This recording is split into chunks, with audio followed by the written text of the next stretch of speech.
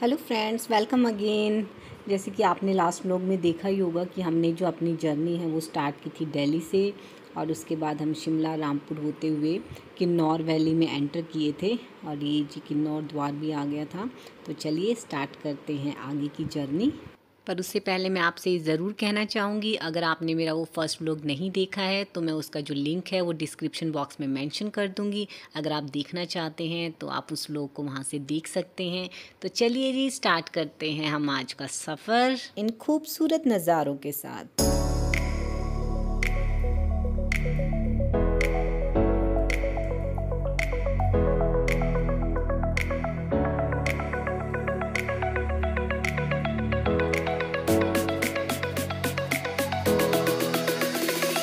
एक check post आ गया है किन्नौर गेट क्रॉस करने के बाद, और यहाँ पे जो भी ट्रैवलर्स होते हैं उनको अपनी एंट्री करवानी पड़ती है। पंकज एंट्री कराने गए हैं और मैंने सोचा मैं भी अपनी थोड़ी गाड़ी से बाहर निकल के कमर सीधी कर लूँ, इसलिए मैं बाहर आ गई हूँ। और मुझे इस साइड में यहाँ पे रोज़ेज़ के प्लांट्स दिखे जो बड़े प्यारे लग रहे थे। ये पिंक एंड रेड रोज़ेज़ हैं, और मम्मी पापा वंशु भी गाड़ी में ही बैठे हैं। और ये रही हमारी राम प्यारी, बेचारी कितनी गंदी हो गई है, धूल मिट्टी जम गई है इस पे भी।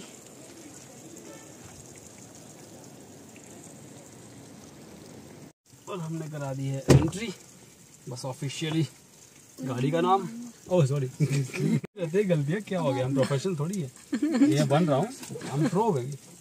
तो गाड़ी का नंबर, सबका नाम, मोबाइल और एड्रेस, और कहाँ जाएंगे। और ये देखो हमारा वंशु हो गया है बोर, इसलिए इसने निकाल लिया अपने कार्ड्स। वंशु कैसा लग रहा है? कितनी फैंटा पिए है।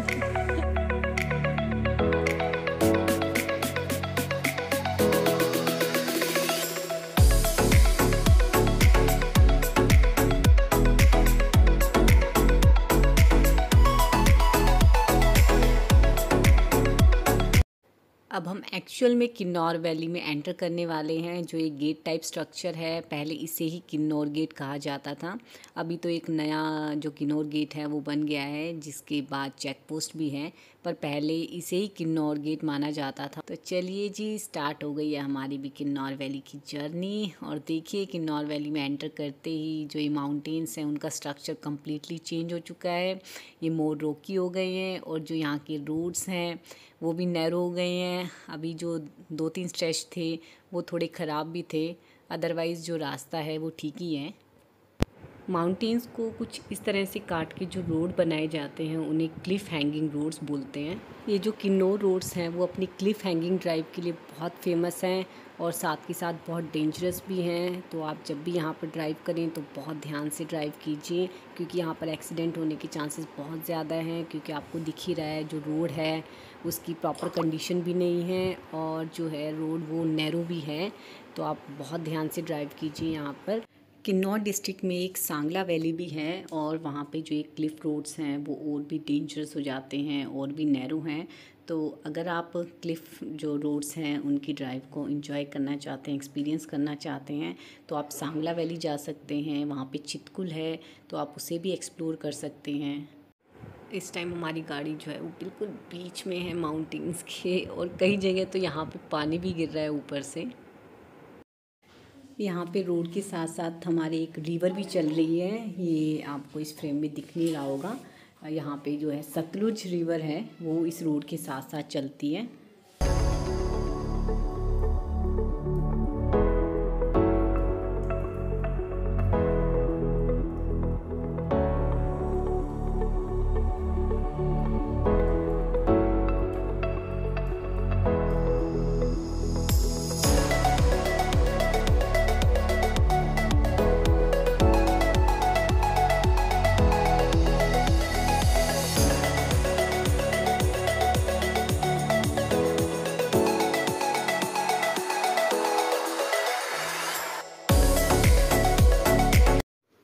लो जी, आगे लगा हुआ है ट्रैफिक जैम। एक्चुअली जो ये पहाड़ों की जर्नी है वो बिना ट्रैफिक जैम के कंप्लीट हो ही नहीं सकती है। और मैं और वंशु पता लगाने जा रहे हैं क्या की प्रॉब्लम क्या है ना वंशु? वंशु एक्चुअली बहुत थक चुका है, वो गाड़ी में बैठे बैठे बहुत परेशान हो गए। हमसे 50 बार पूछ चुका है, मम्मी हम कब पहुंचेंगे, हम कब पहुंचेंगे। अरे तो बहुत ही लंबा है वंशु, क्या हो गया है ये? साइड से लेके चले जाओ। साइड से लेके कैसे चले जाएं? गाड़ी से। ऐसा कुछ हुआ नहीं है, बस यहाँ पे एक साइन बोर्ड लगा हुआ है, वॉक इन प्रोग्रेस, और शायद आगे कुछ काम चल रहा होगा इसलिए यहीं पे ट्रैफिक रोक दिया होगा। तो यहाँ पे बहुत लंबी लाइन लग गई है। ये कब तक खुलेगा? 4 बजे खुलेगा? अरे बाप रे, क्या आगे कुछ पत्थर वगैरह गिर गए हैं क्या? मम्मी भी गाड़ी में बैठे बैठे थक चुकी हैं, इसलिए वो भी बाहर आ गई हैं। क्या वो मम्मी, कैसी रही जर्नी? थक गई। मम्मी के पैरों में ही दर्द होने लग गया बैठे बैठे। हम बस यही चाह रहे हैं अब जल्दी से पहुंच जाएं, है ना मम्मी? पर और लेट हो चुका है अभी, तो पता नहीं कब खुलेगा ट्रैफिक। जहाँ पे ट्रैफिक लगा है वहाँ के जस्ट सामने का व्यू है कुछ इस तरह का। अब ट्रैफिक जैम है, कुछ और तो कर नहीं सकते, तो यहाँ के जो खूबसूरत नज़ारे हैं इन्हीं का मज़ा ले लेते हैं। तकरीबन आधे घंटे के बाद जो ट्रैफिक है वो खोल दिया गया। हमारा वैसे आज का टारगेट है कि हमें कालपा पहुँचना है, तो देखते हैं कब तक पहुँचा जाएगा।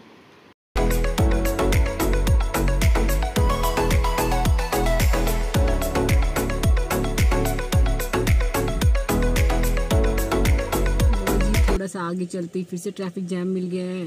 अब यहाँ पे एक ट्रक उलट गया है, ये आपको दिख रहा है, ये देखिए यहाँ पे ट्रक उलट गया है, इसलिए फिर से ट्रैफिक जैम हो गया है। जैसे क्रेन आ चुकी है ट्रक को साइड में लगाने के लिए, पर क्रेन को उसको उठाने के लिए जगह नहीं मिल रही।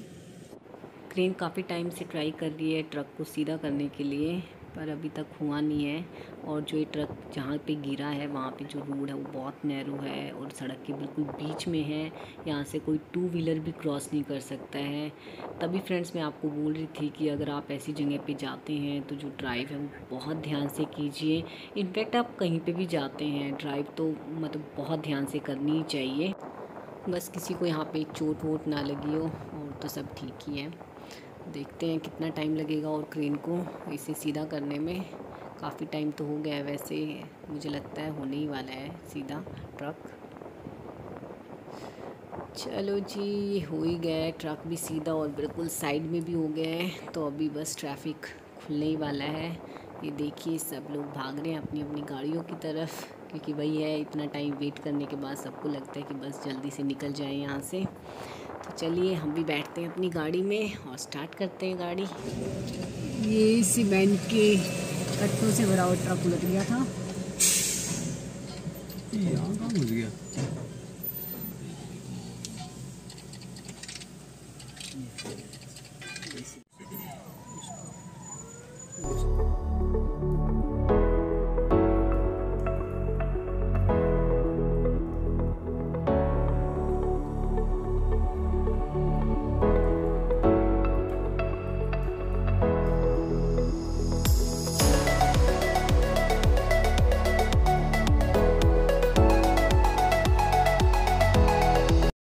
हम पहुंच गए हैं जी करचम डैम, और जो ये डैम है ये सतलुज रिवर पे है और ये करचम और वेंगटू विलेज के बीच में पड़ता है, इसलिए इसको करचम वेंगटू डैम कहते हैं। और अगर आप काजा जा रहे हैं और आपको नाइट स्टे करना है तो यहाँ पे आपको 2 ऑप्शन मिलते हैं, या तो आप चितकुल स्टे कर सकते हैं या फिर कालपा। जो चितकुल का रास्ता है वो यहाँ से राइट में है और वो 42 किलोमीटर्स दूर है।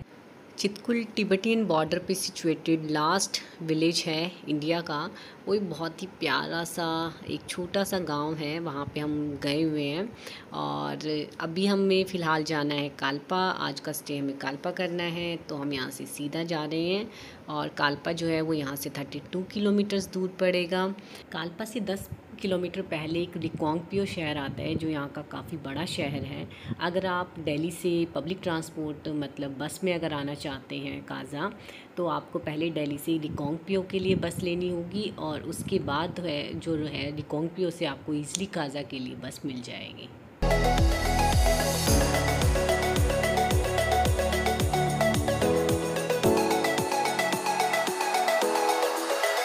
हमारी राम प्यारी क्रॉस करने जा रही है जी शोंग टोंग ब्रिज। जो ये शोंग टोंग ब्रिज है वो रिकांगपिओ से 30 किलोमीटर्स पहले है और इस ब्रिज की स्पेशल बात ये है कि जो ये पूरा ब्रिज है वो तिब्बतियन प्रेयर फ्लैग से भरा हुआ है, जो इसको और भी खूबसूरत बनाता है। और जो ये ब्रिज है इसकी खुद की लोकेशन भी बहुत सुंदर है। कालपा का टर्न लेते ही हमें दर्शन हो गए हैं किन्नौर कैलाश के। तो फ्रेंड्स कालपा जो है वो इसीलिए फेमस है क्योंकि कालपा से हमें सीधे दर्शन होते हैं किन्नौर कैलाश के।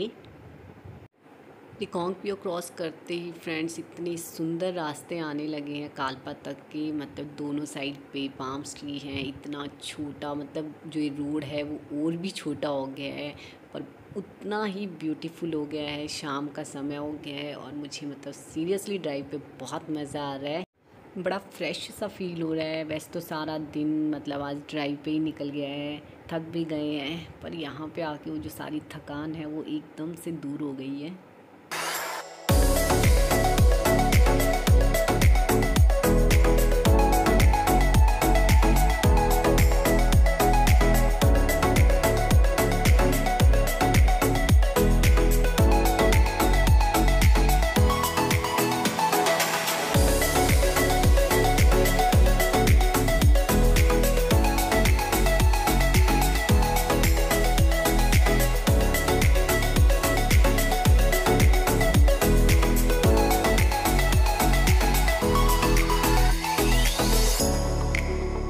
गाइस हम पहुंच चुके हैं कालपा और यहाँ पे बहुत ठंड हो गई है, पर व्यू देखिए गाइस, ये रहा यहाँ का व्यू। अभी पंकज होटल देखने गए हैं तो मैंने सोचा आप लोगों को कुछ व्यू दिखा दूं। यहाँ पे बहुत ठंड लग रही है, मैं और वंशु तो कांप रही हैं। वंशु कैसी ठंड है? बहुत ज़्यादा। फ्रेंड्स आज का स्टे है हमारा टैब एक्जॉटिक होटल में और ये है जी बाहर से इसकी बिल्डिंग।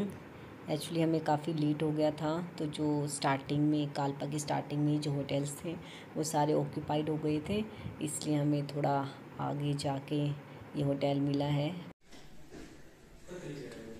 ये है हमारा रूम, बेसिक सा रूम है पर कोजी है।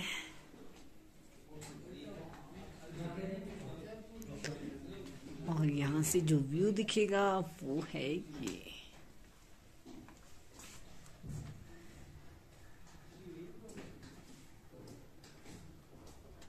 इस रूम में 2 विंडो हैं और जो दूसरी विंडो है उसका व्यू है कुछ ऐसा। नीचे है सारी एप्पल ट्री और ऊपर है जी स्नो से कवर्ड माउंटेन्स। इस टाइम कालपा में जो टेम्परेचर है वो 0 या फिर माइनस में ही होगा क्योंकि बहुत ठंड लग रही है। और इस होटल की जो पार्किंग है वो बहुत छोटी थी, यहाँ पे ऑलरेडी 2 गाड़ियाँ खड़ी थी, तो हमारी जो राम प्यारी है वो बिल्कुल गेट के बीच में खड़ी है। आज के दिन हमने काफ़ी ट्रैवल किया तो हम बहुत थक गए हैं, इसलिए हमने बस जल्दी से खाना खाया और अब घुस गए अपने बिस्तरों में। अब हम सोएंगे। आप लोगों से मिलते हैं नेक्स्ट व्लॉग में। बाय।